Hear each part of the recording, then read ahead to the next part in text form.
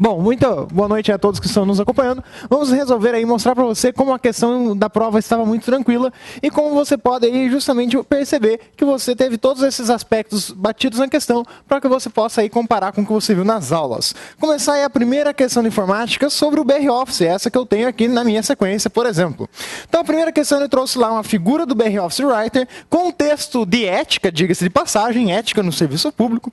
E aí veio a primeira questão. Na situação da janela apresentada do BR Office Writer, para se criar um novo documento em branco, é suficiente, olha lá, sempre que aparece questão de prova, suficiente, sublinha a palavra, suficiente, clicar com o botão esquerdo do mouse no botão, muita atenção no botão em que ela exibiu apenas parte do botão. Que botão que ela apresentou lá para você? Aquele botão que você tem ali logo no início, que apresenta abaixo do menu arquivo, como ela bem descreve, para que você possa criar um novo documento em branco. Perceba que ela mostrou apenas isso. Ela não mostrou o botão na íntegra, ou seja, ela não botou o botãozinho ali com a flechinha para baixo, ou seja, significa que o clique foi dado diretamente na parte à esquerda do botão também, o que remete aí a uma ação direta de criação do novo documento em branco, da abertura em uma nova janela do novo documento em branco, equivalente aí, por exemplo, ao uso da tecla do atalho Ctrl N. Portanto, aí, é o suficiente fazer o que ele disse? Sim, está correta a questão aí. Próxima questão. Na situação mostrada na figura, para se aplicar negrito à palavra valores, é suficiente, de novo nessa estrutura, aplicar o botão esquerdo no mouse, um clique duplo sobre a palavra, pressionar, manter pressionada a tecla Ctrl e pressionar a tecla B ali no caso, ou seja, o atalho Ctrl B. Ctrl B dentro do editor do BR Office aplica a ação de negrito, ou seja, vem da expressão bold do inglês, e você tem que se ater à forma de seleção da palavra. Lembre que na estrutura de edição de texto, formatação de fonte, basta clicar na palavra, mas também basta dar um clique duplo, porque o clique duplo seleciona a palavra inteira. Então, ele selecionou a palavra e aplicou o negrito. Está correto? Sim, ele negritou aquela palavra que não estava em negrito inicialmente. Beleza. Na sequência aí você tem então essa questão correta e a próxima sobre edição de planilhas. Essa aqui também estava super tranquila. Todas as aulas de planilhas nós vemos essa situação que aparece muito frequentemente em provas de concurso. No geral, ele trouxe uma planilha e disse, olha, eu tenho aqui a célula E3 e F4, que são o nosso objetivo aí. Então, na planilha em questão, as células E3 e F4 serão preenchidas com os valores 7 e 17, respectivamente, após a execução da seguinte sequência de ações. Ou seja, ele clicou a célula E3, digitou lá igual B2 mais C3, e em seguida teclou Enter, ou seja, confirmando a ação. Clicar novamente a célula E3, clicar o botão, que botão é apresentado ali? O botão copiar. Na sequência, clicar a tecla F4 e nessa célula selecionada, ele foi lá e clicou o botão colar. Simplesmente ele copiou o conteúdo da célula E3 e colou na célula F4. O que você deve observar que acontece aí? Se eu estava na célula E3, eu sempre falo para você anotar, foi de E3 para F4. Nessa análise, você observa que mudou uma coluna, como também mudou apenas uma única linha. Então você tem uma linha e uma coluna que foram alteradas. Basicamente, na expressão apresentada, ele tinha colocado lá para você, olha, eu tenho B2 mais C3. Simplesmente você tem que acrescentar aí uma coluna e uma linha. Então, o B mais uma coluna vai para a coluna C, o 2 mais uma linha vai para a linha 3, mais aí eu tenho uma coluna para o C vai para a coluna D, e o 3 mais uma linha vai para a coluna 4. Aquele exemplo que eu sempre digo para você que as provas aplicam. O exemplo da célula D4. O pessoal fica dando risada, falando, eu quero saber, vai cair lá a célula D4 na prova. Tá aí o exemplo da célula que apresentou. Só resta calcular. Ou seja, o valor que tem dentro da célula C3. Qual que é o valor presente na célula C3? O número 6. Somado aí ao valor da célula D4, que é 11, coincide aí com 17? Sim. E a soma de B2 com o valor aí C3 coincide no resultado 7? Também. Portanto, questão correta. Tranquila questão aí. Aplicação da operação básica. Vamos lá, a nossa penúltima questão.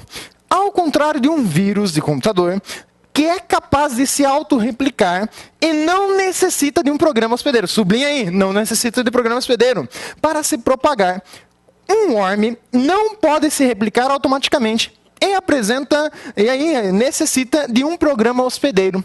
Peraí, é o contrário. É o vírus que precisa de um hospedeiro. O worm se replica automaticamente. Ela trocou as bolas, ela colocou inverso o conceito. Logicamente, a questão está errada, porque o vírus ele depende de um programa e o ARM se replica automaticamente. E a última questão ele apresenta aí a janela do navegador de internet Google Chrome. E ele pergunta, ao se clicar aquele botãozinho ali com as 3 linhas no canto superior direito aí do Google Chrome, ele diz, todos os arquivos com extensão .doc que estiverem na área de transferência do Windows serão armazenados em nuvem. Tem nada a ver. O botão ali simplesmente abre o menu do navegador. Não vai colocar automaticamente em nuvem coisíssima nenhuma. Simplesmente ele ativa a opção para que você possa exibir lá a opção nova aba, nova guia, estas opções. Então não tem nada a ver com o que ele citou, questão errada. E agora vocês vêm aí com o professor Robson Facchini e o professor Thales Moraes. Agora a cobra vai fumar. Agora olha a cobra só, vai fumar, ó. A prova inteira de direito administrativo, bem dizer, repassada para vocês em vários eventos nossos aí, não é, professor Com Thales? certeza, arrebentamos mesmo. Olha só, a primeira questão aqui de direito administrativo foi trabalhado por mim na superrevisão de véspera da PRF e pelo professor Thales na superrevisão de véspera do DEPEN. Tinha desculpa para errar? Pô, sacanagem, tinha, né, professor Thales? Vamos lá, então, fazer a leitura da questão aqui e aí vamos ver o que acontece na sequência. Um PRF, ao desviar de um cachorro que surgiu inesperadamente na pista, em tese, novamente, um PRF, ao desviar de um cachorro que surgiu inesperadamente na pista em que ele trafegava com a viatura de polícia, colidiu com um veículo que trafegava em sentido contrário, o que ocasionou a morte do condutor desse veículo. Só fazer uma pergunta aqui, o policial teve culpa no acidente, professor Thales? De jeito nenhum, né? A culpa é de quem? Culpa do cachorro, né? Cachorro, pô. Cachorro safado. Continuando aqui, com base nessa situação hipotética, julgue os itens a seguir.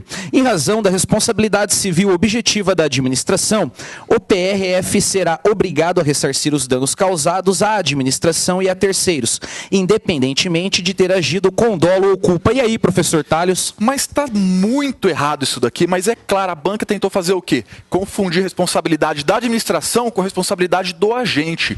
A administração responde objetivamente. O agente não, pô. O agente responde só de forma subjetiva, quando ele tiver agido com dolo ou culpa.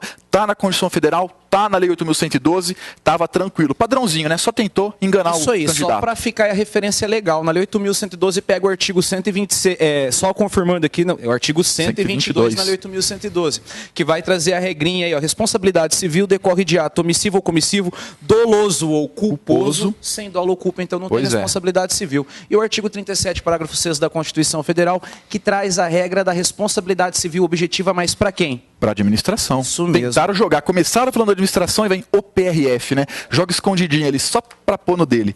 Bora lá com a nossa próxima questão aí, olha lá. Acompanha com a gente. Não poderá ser objeto de delegação a decisão referente a recurso administrativo interposto pelo PRF contra a decisão que lhe tiver aplicado penalidade em razão de acidente. E aí, o que você me fala, Facchini, disso aí? Essa questão está correta, isso mesmo. Aí a questão ela remete a uma lei que não estava no edital, que é a Lei 9784, só que em contrapartida não precisava estar no edital para ser cobrada, porque esse assunto se refere ao tema poderes da administração pública, mais especificamente ao poder hierárquico que trabalha as regras de delegação. Mas voltando aqui para a redação da lei, essa lei no seu artigo 13, inciso 2, fala que não pode ser delegada a competência para decidir recursos administrativos. Então, ponto, referência legal da questão, tema poder hierárquico, correta a questão, é isso aí. Sem novidade, professor Thales. Pegou o texto da lei, colocou uma historinha no meio e beleza, né? Sempre isso assim. Aí, essa história desse cachorro vai dar pano para manga. Vai, vixe. Vamos lá então aqui para a nossa próxima questão. Ainda que seja absolvido por ausência de provas em processo penal, o PRF poderá ser processado administrativamente por eventual infração disciplinar cometida em razão do acidente. E aí, professor Thales?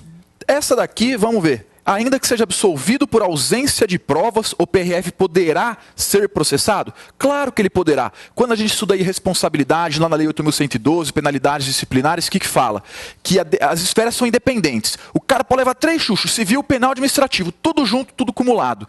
A única exceção é quando uma decisão na esfera criminal absolva ele por inexistência de autoria ou de materialidade. Quer dizer o quê? Ou o fato não aconteceu, ou não foi ele o autor da cagada. Quando for ausência de provas, o pau vai torar na esfera administrativa normalmente. Então, tá corretinha essa questão aí. Só tomar cuidado com as exceções, né? Que eles vão sempre trabalhando assim. A esfera criminal tira a responsabilidade quando não tiver autoria ou inexistência do fato. Aí eles jogam falta de provas lá no meio. O cara lembra assim, eu acho que eu li alguma coisa que é criminal, tira a responsabilidade e bisonha. Só a dica aí, processo penal também, o juiz criminal, ele é obrigado a absolver sempre que ele tiver dúvida. A absolvição por dúvida é uma absolvição por falta de convicção, por isso que ela não vai vincular a esfera administrativa, né, professor? É isso aí. Bora lá ver nossa próxima questão.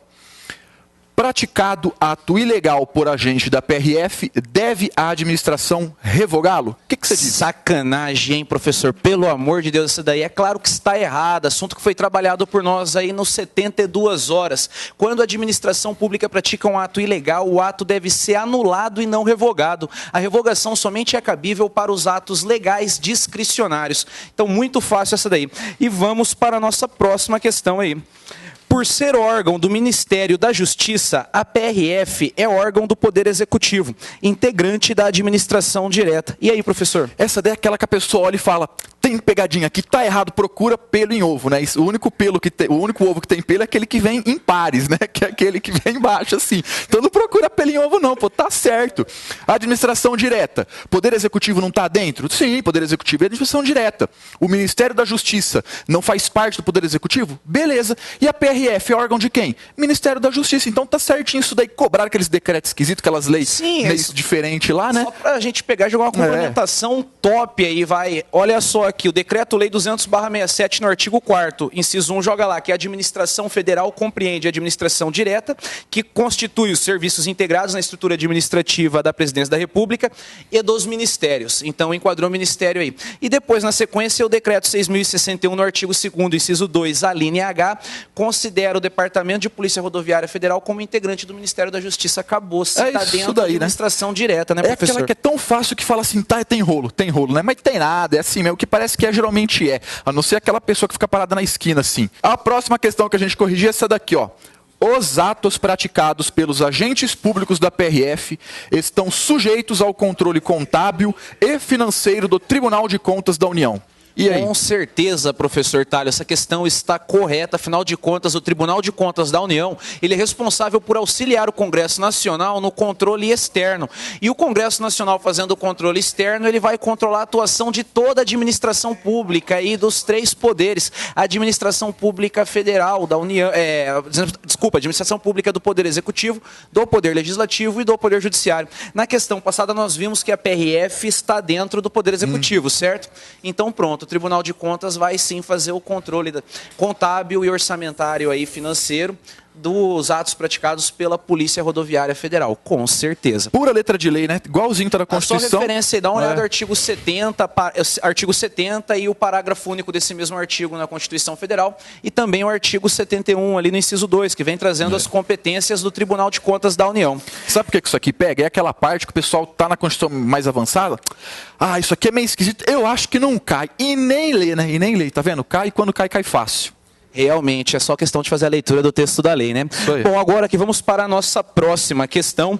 Anulado o ato de demissão, o servidor estável será reintegrado ao cargo por ele ocupado anteriormente, exceto se o cargo estiver ocupado, hipótese em que ficará em disponibilidade até aproveitamento posterior, em cargo de atribuições e vencimentos compatíveis. E aí, professor? Tá errado essa daí, falei disso aqui naquele aulão que a gente fez ontem, dia 10/8, falei lá de forma de provimento e vacância, tratei também da reintegração. A reintegração, o servidor teve a sua demissão invalidada por uma decisão judicial ou administrativa, beleza, ele vai voltar para o cargo dele. Se tiver alguém sentado na cadeira dele, um abraço, a pessoa que está sentada lá vaza, só ficou esquentando para ele. Ele volta para o cargo e a pessoa que está no cargo, aquela que estava no cargo dele, ela vai ser reconduzida, vai ser aproveitada, vai ser colocada em disponibilidade. Aí o problema é dele. Mas o cara que foi reintegrado, ele volta para o cargo dele, a não ser que o cargo tenha sido extinto.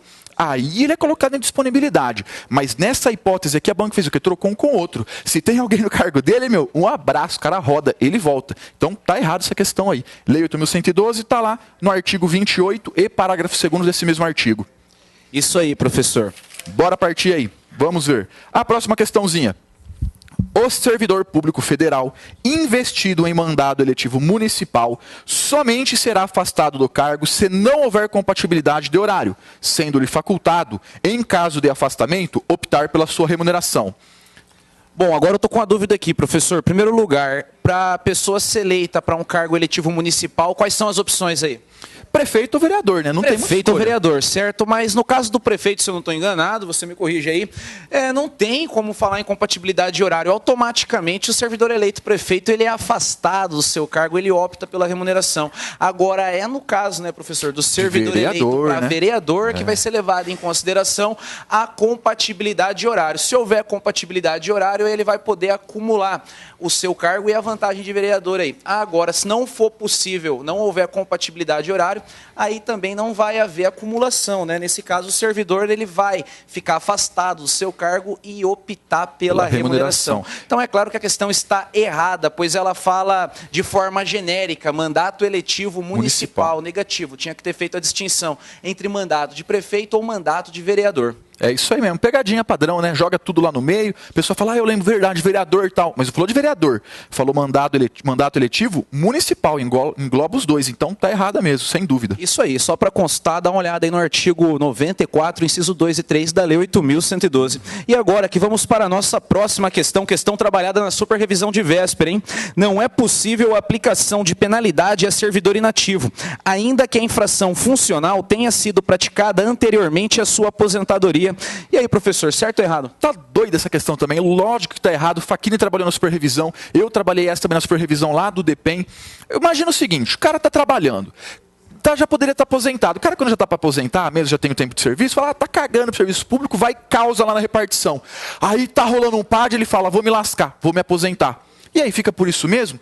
De jeito nenhum. Se ele cometeu uma infração por nível com demissão, vai também ter a sua aposentadoria cassada. É uma hipótese também de penalidade administrativa prevista na Lei 8.112, e ele pode sim, por ter praticado uma infração funcional lá na atividade, levar um chucho aqui na aposentadoria também. Não vai escapar de bonito não, né, Facchini? Isso aí, fica a referência legal aí da resposta dessa questão no artigo 127, inciso 1, combinado com o artigo 134 da Lei 8.112. É isso daí, vamos lá. Eu que leio, é você, vamos lá, deixa que eu ler isso aqui, você responde ela. Não, pode ler você, vai lá. Vamos lá. A nomeação para cargo de provimento efetivo será realizada mediante prévia habilitação em concurso público de provas ou de provas e títulos, ou em algumas situações excepcionais, por livre escolha da autoridade competente. E aí, professor, certo ou errado? Eles foram meio maldosos, né, cara? Eles foram sem vergonha. Jogaram a informação no começo e a outra conflitante no final, né? Nós podemos dizer que essa foi a questão mais tensa da prova de direito administrativo. Mas e aí, certo ou errado? É de tão fácil, ela acaba sendo pegajosa. Tá errado isso daí, que eles fizeram a seguinte confusão. Falaram que cargo efetivo tem que ter concurso de provas ou provas de títulos, beleza. Aí fala que tem aquelas hipóteses lá por livre escolha da autoridade, isso daí é para cargo em comissão. Cargo efetivo, que é aquela que senta na cadeira mesmo e não levanta somente, tem uma cagada muito grande, ele presta concurso. Cargo em comissão, que é aquele de livre nomeação e exoneração, não é o que ele está tratando aqui não. Então ele deu uma misturada, né, Facchini? Tentou levar o cara a erro. Os errinhos tá aqui, ó, na hora que fala no começo da assertiva, provimento de cargo efetivo, não falou de forma ampla não, só do efetivo. É isso mesmo, o artigo 37, inciso 2 da Constituição Federal deixa bem claro que o provimento para cargo efetivo só se dá mediante aprovação em concurso público de provas ou de provas e títulos. A exceção é o provimento para cargo em comissão. Esse tipo de cargo é de livre nomeação e livre exoneração. E complementando ainda aí o dispositivo da Constituição Federal, também tem a regrinha do artigo 10 da Lei 8.112, que vem confirmando aí que o provimento para cargo efetivo depende de aprovação em concurso público. É isso daí mesmo, né? Filha da mãe, foi aquela questãozinha que você lê, é tão fácil, você lê correndo e escorrega nela. Próxima questão, bora lá. Somente são considerados atos de improbidade administrativa aqueles que causem lesão ao patrimônio público ou importem enriquecimento ilícito. Poxa vida, viu, questãozinha dada aí também, trabalhada por nós nos eventos aí na superrevisão de véspera da PRF, esse assunto foi trabalhado. No caso da improbidade administrativa, ela pode acontecer em decorrência de atos que causam enriquecimento ilícito, de atos que causam prejuízo ao erário, e ainda pode acontecer no caso dos atos que atentam contra os princípios fundamentais da administração pública. Nesse último caso, o ato de improbidade pode acontecer mesmo que ninguém tenha recebido nenhum tipo de vantagem patrimonial indevida, né, sem enriquecimento ilícito, e também sem que a administração pública tenha sofrido algum tipo de prejuízo. Então, é claro, aí questão errada. E agora, para finalizar, né, professor, a nossa última questão de direito administrativo... Só uma diquinha dessa última aí, o que tornou ela errada foi essa parada, ó, somente, palavrinha que sempre tem que se ligar, somente, apenas, nunca, sempre, porque não são somente não, faltou um, né? Bora Isso lá. aí, faltou os atos que atentam contra os princípios fundamentais, e aqui não tem enriquecimento nem prejuízo. E agora a nossa última questão de administrativo. A administração não pode estabelecer unilateralmente obrigações aos particulares, mas apenas aos seus servidores e aos concessionários, permissionários e delegatários de serviços públicos. Certo ou errado, professor? Tá errado, né? Arranca esse não daí. É sempre assim, eles vão pegar algo que pode e falar que não pode. Claro que ela pode. Decorre do poder de polícia. Pode também tranquilamente, né, Facchini? Com certeza. Lembra lá aquele conceito clássico de poder de polícia que diz que ele é a faculdade que a administração pública tem de condicionar, restringir o uso, o gozo de bens, de atividades e direitos individuais. Então, o poder de polícia representa a limitação que o poder público impõe às liberdades públicas. E foi isso aí o direito administrativo. Com certeza, é isso aí. Né, foi moleza, né, cara? Arrebentamos nos fácil. eventos aí. Espero que você tenha ido super bem, né, professor? Vamos lá. O princípio da legalidade é parâmetro fixador do conteúdo das normas penais incriminadoras, ou seja, os tipos penais de tal natureza somente pode ser criado por meio de lei em sentido estrito. Está correto, pelo amor de Deus. Não há crime sem lei anterior que defina não apenas sem prévia combinação legal, anterioridade, legalidade e reserva legal. O princípio da legalidade ele se desdobra no da reserva legal, que só diz que lei em sentido estrito ou lei em sentido formal, ou na pior das hipóteses, se for fazer prova aí para juiz, promotor, defensor, lei princípio da legalidade ou princípio da reserva legal de lei ordinária. Mesma coisa, está tudo certo. Questão certíssima, tranquilo? E bem simples. A extratividade da lei penal constitui exceção à regra geral da aplicação da lei vigente à época dos fatos. Está correto, isso aqui é o artigo 3º, lei excepcional e lei temporária, mesmo depois de transcorrido o fato, o período de duração, ou seja, que elas são autorrevogáveis, elas são ultrativas ou extrativas. Aplica-se à pessoa depois, artigo 3º do Código Penal. Tranquilo. Considere a seguinte situação hipotética. Pedro e Marcos, penalmente responsáveis, foram flagrados pela polícia enquanto subtraíam de Antônio mediante ameaça com emprego de arma de fogo, um aparelho celular e a substância e a importância de R$300. Pedro, que portava o celular da vítima, foi preso. Marcos conseguiu fugir com a importância. Nessa situação, Pedro e Marcos, em conluio, praticaram um crime de roubo tentado, errado, é roubo consumado. Existia o princípio, o momento consumativo do crime do roubo e do furto, antigamente era o do momento da posse mansa e tranquila. Agora é do momento da apreensão da coisa. O gerúndio ali, o Pablo pode depois me ajudar, o gerúndio te pega, né? Quando o cara fala assim, roubando, parece que o cara está fazendo a coisa no momento, mas um já estava com a apreensão do celular e o outro já tinha corrido com o dinheiro. Crime consumado, essa daqui está errada. Tá, se o pessoal da minha edição puder ficar quieto, porque eu ouço tudo como se fosse um eco no meu TDAH, eu agradeço, tá? Obrigado. Vamos lá. Considere a seguinte situação hipotética. Aproveitando-se da facilidade do cargo por ele exercido em determinado órgão público, Arthur, servidor público, em conluio com Maria, penalmente responsável, subtraiu o dinheiro da repartição pública onde trabalha.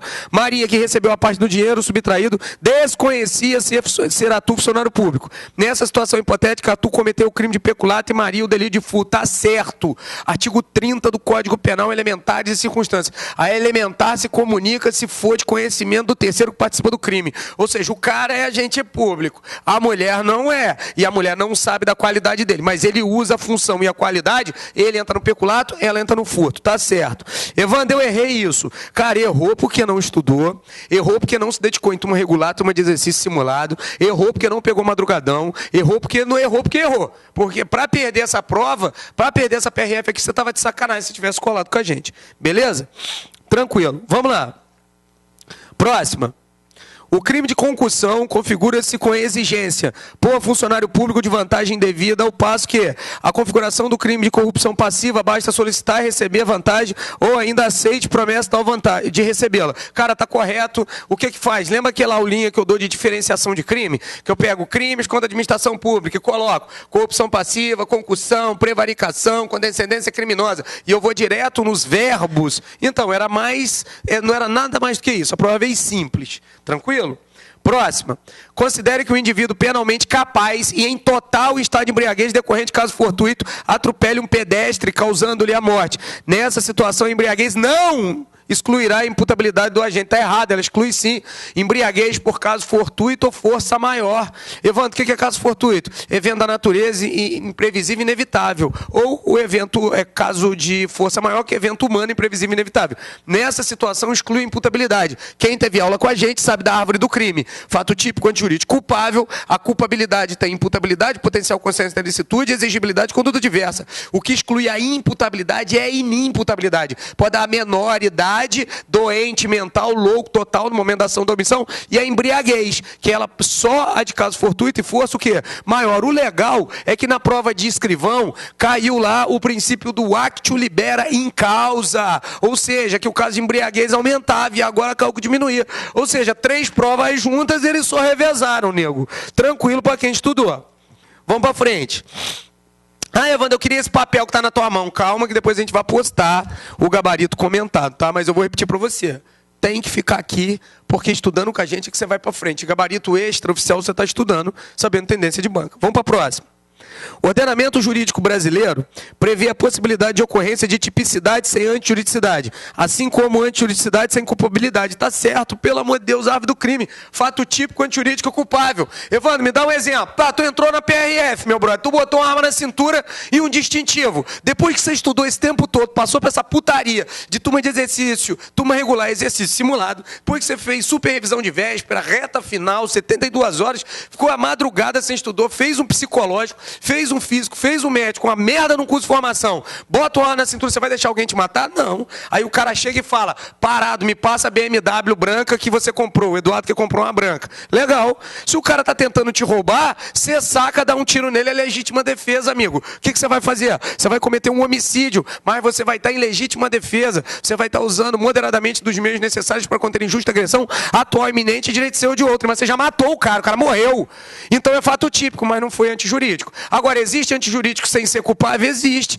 O maluco, amigo, ele pode ser maluco. Ele vai e faz o quê? Ele mata alguém, aquilo é fato típico antijurídico, mas ele não pode ser punido. Então pode ter antijuridicidade sem ter culpabilidade. Tranquilo? Então essa questão está certa. Eu sei que vai vir um monte de doutor das galáxias aqui falar o contrário, mas aí, amigo, segue a tua bandeira. Evandro, eu não gosto porque o alfa dá desconforto com a banca examinadora. Cara, primeiro, eu não estou pedindo e não estou implorando ninguém para assistir o gabarito extraoficial. Segundo, só fica com a gente quem quer passar. Terceiro, quem estudou, vibra, sabe que vai chegar. E quem não estudou fica reclamando, enchendo o saco, fica futicando em fórum enquanto devia estar estudando. Então é assim que funciona, tranquilo? Vamos para frente que atrás vem gente. Vamos lá. Em relação ao concurso de pessoas, o Código Penal adota a teoria monista, segundo a qual todos os que contribuem para a prática de uma mesma infração cometem um crime único. Distingue-se, entretanto, os autores do delito e do partícipe. Tá certo, amigo, tá certíssimo. Por que tá certo aqui?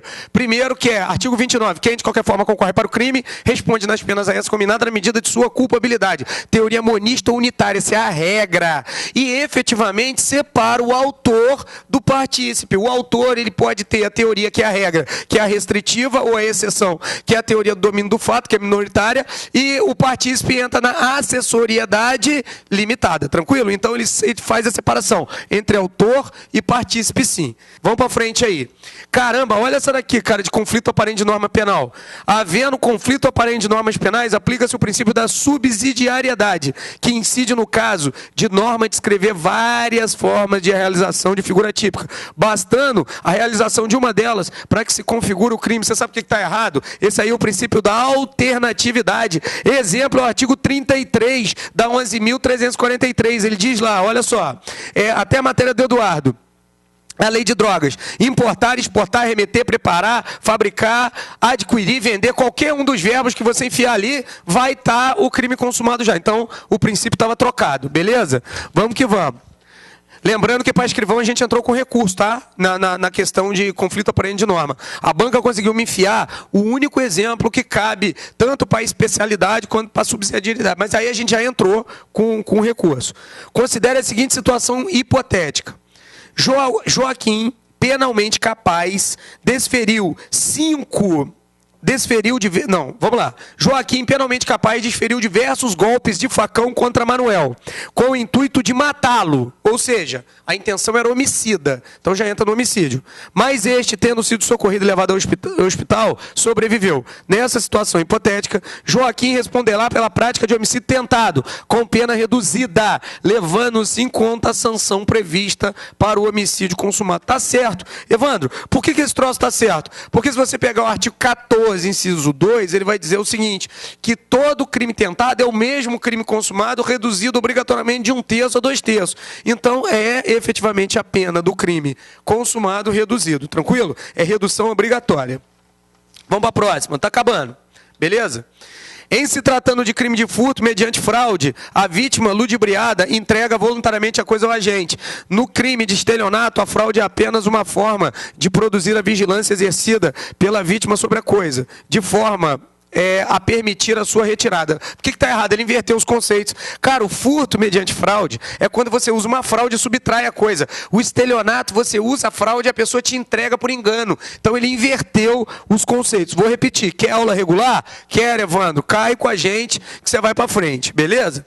Vamos lá. Considera-se crime hediondo o homicídio culposo na condução de veículo automotor quando comprovada a embriaguez do condutor. Está errado porque não está na rol da 8.072 de 90. Essa daqui, para errar, você tem que ter duas coisas. Ou você tem que estar totalmente incapaz de entender o caráter do fato ou determinar de acordo com esse entendimento, ou literalmente você foi num banheiro, cagou na mão e passou merda na cara. Porque isso aqui é questão de validade. Isso aqui é questão de validade, ou seja, ou está vivo ou está morto. A CESP colocou essa questão para ver assim, será que o cara está morto na hora da prova? Se você tivesse morto, você colocou que essa questão estava correta. E ela estava absurdamente errada, porque não está no rol da 8.072. Pessoal, o gabarito está aí.